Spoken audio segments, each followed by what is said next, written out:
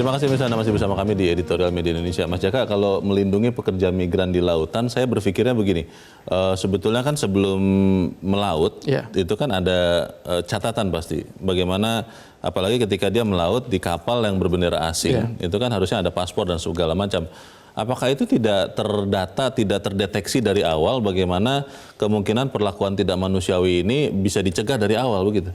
Ya, saya pikir selama ini sebenarnya kan ada banyak sekali kasus-kasus perbudakan modern di kapal pencari ikan berbendera asing ya.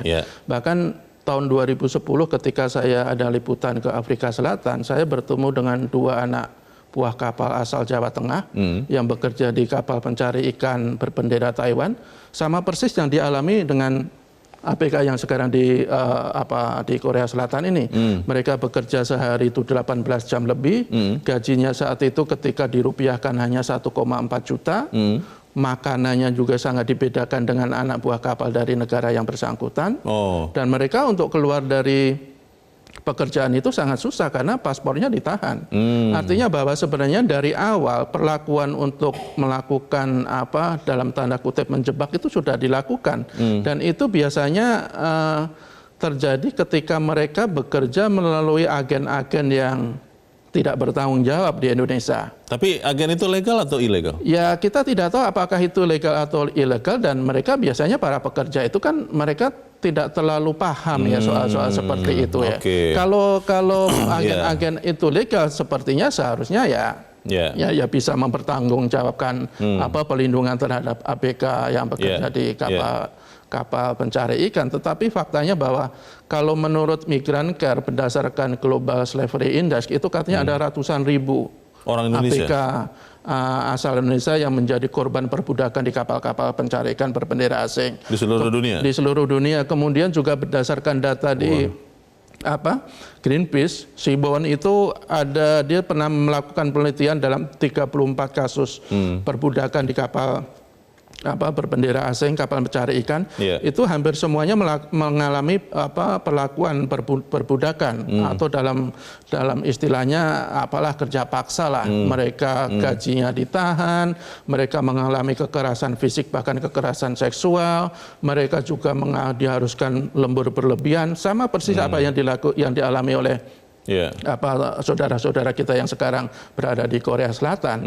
Jadi artinya bahwa selama ini kepedulian pemerintah untuk melakukan perlindungan kepada pekerja migran di bidang kelautan dan perikanan ya sebenarnya belum terlalu kita apresiasi. Tapi pertanyaannya bagaimana melakukan itu setelah TKI atau warga negara Indonesia ini bekerja di kapal, karena kan ya pemantauannya kan agak susah karena mereka ada di laut begitu. Ya sebenarnya perlindungan itu harus dari hulunya. Artinya perlindungan itu harus memastikan bahwa mereka bekerja melalui cara-cara yang benar, melalui agen-agen yang bisa dipertanggungjawabkan, sehingga ada kepastian bahwa mereka akan menerima hak-haknya seperti yang tertera di kontrak.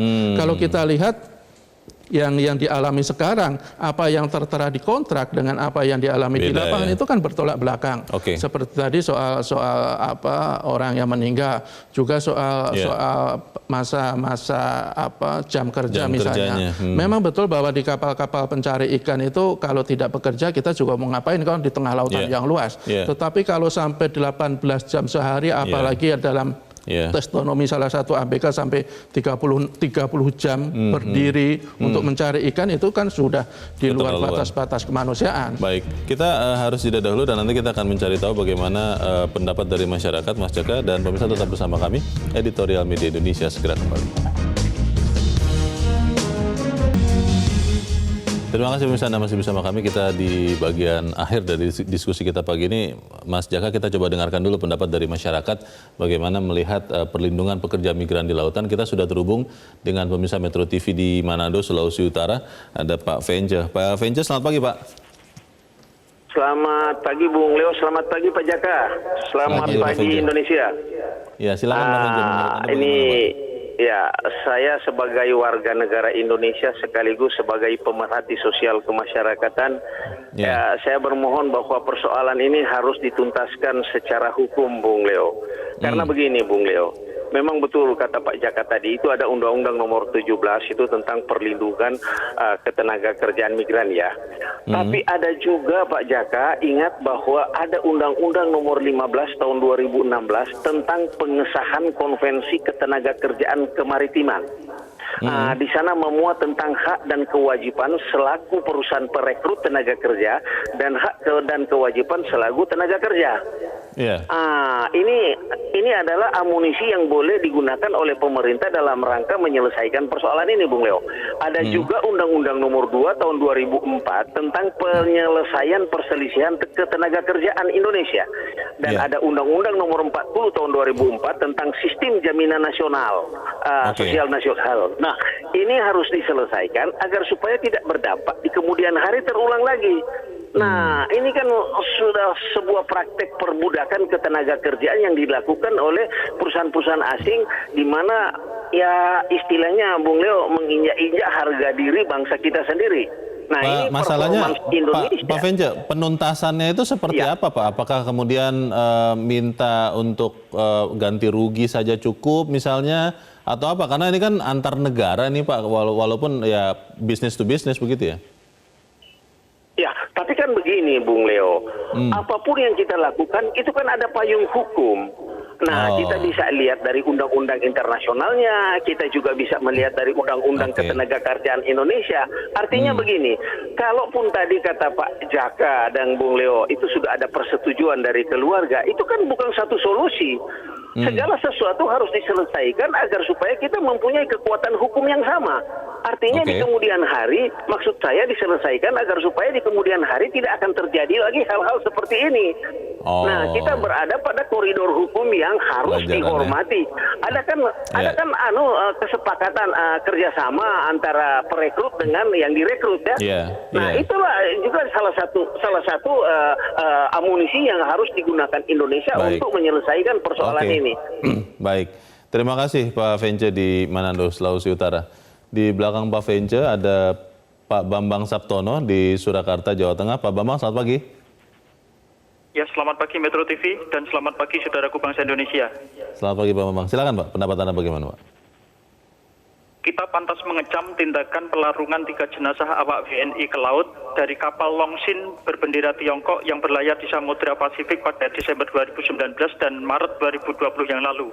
Kami sependapat bahwa tindakan terhadap ABK WNI di kapal pencari ikan Longsin tersebut merupakan perbudakan atau pelanggaran hak asasi manusia, di mana ABK WNI harus bekerja 18 jam per hari, Mas. Kemudian gaji sangat kecil, yaitu setara 130.000 per bulan, makan minum yang tidak layak, memakai air laut, dan ketika meninggal mayatnya harus dibuang ke laut. Nah, oleh karenanya Mas, kami mendukung Kementerian Luar Negeri untuk mengirimkan nota protes terhadap pemerintah Tiongkok. Kita juga berharap agar kasus tersebut diusut tuntas, termasuk untuk menuntut hak atas para ABK WNI, baik yang masih hidup maupun yang sudah meninggal. Nah, kemudian di sisi lain Mas, bahwa tragedi ini untuk menjadikan pelajaran bagi kita semua agar tidak terulang di kemudian hari. Untuk itu, kementerian yang terkait, yaitu Kementerian Kelautan Perikanan dan Kementerian Tenaga Kerja dan Badan Perlindungan Pekerja Migran Indonesia agar segera membuat aturan perlindungan atau aturan turunan Undang-Undang nomor 18 tahun 2017 tentang perlindungan pekerja migran Indonesia. Baik, terima kasih Pak Bambang Saptono di Surakarta, Jawa Tengah. Selamat pagi Pak. Pertanyaannya begini Mas Jaka, kita kan belajar dari peristiwa ini supaya tidak ada kejadian serupa. Pengawasannya itu bagaimana? Karena kalau betul kata Migrant Care ada ratusan ribu dan ini di laut, di sekian negara di seluruh dunia, mengawasinya bagaimana?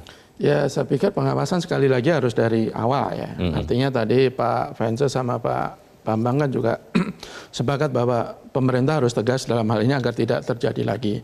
Saya pikir dalam waktu dekat atau dalam jangka dekat ini pemerintah harus bisa melakukan beberapa hal. Misalnya, pertama, jangan hanya melayangkan nota protes. Artinya harus mendesak agar dilakukan investigasi, karena ini sudah bisa jadi ini termasuk kejahatan kemanusiaan, melanggar hak asasi manusia, bahkan ini ada indikasi kuat sebagai perdagangan orang. Saya pikir ini pemerintah harus tegas ke arah sana. Kemudian juga pemerintah juga harus betul-betul mendampingi para ABK yang sekarang masih di Korea Selatan untuk mendapatkan hak-hak mereka yang harus di ini dari perusahaan kapal berbendera Tiongkok tersebut. Kemudian yang paling penting adalah bahwa pemerintah harus punya aturan yang jelas untuk melindungi para pekerja migran di sektor perikanan dan kelautan. Betul tadi bahwa sudah ada Undang-Undang Nomor 18 Tahun 2017 tentang perlindungan pekerja migran Indonesia. Tetapi turunan untuk pekerja migran yang bekerja di sektor kelautan dan perikanan itu kan sampai sekarang belum ada. Ini yang saya pikir harus segera dituntaskan karena sudah 3 tahun undang-undang itu ada, tetapi sudah sampai sekarang PP-nya juga belum bisa kita terapkan secara maksimal. Selama belum ada payung hukum ya agak sulit.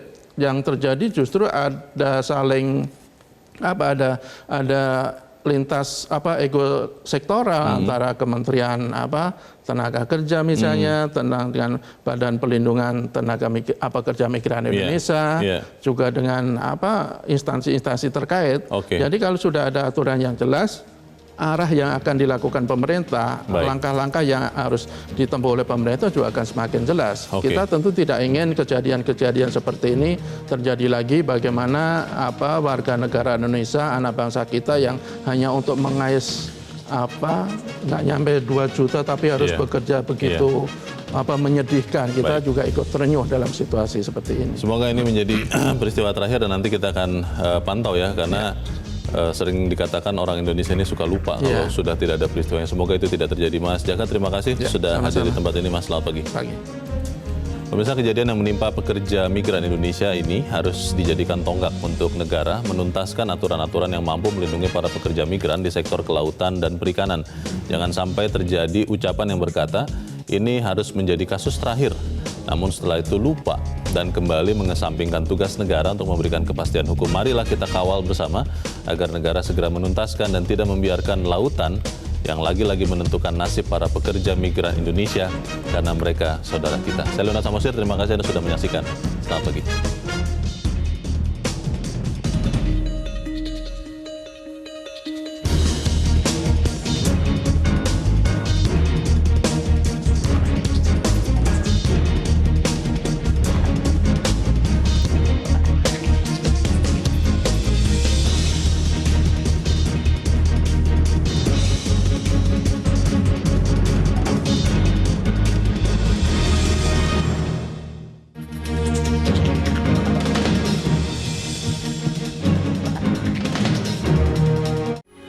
Metro TV, knowledge to elevate.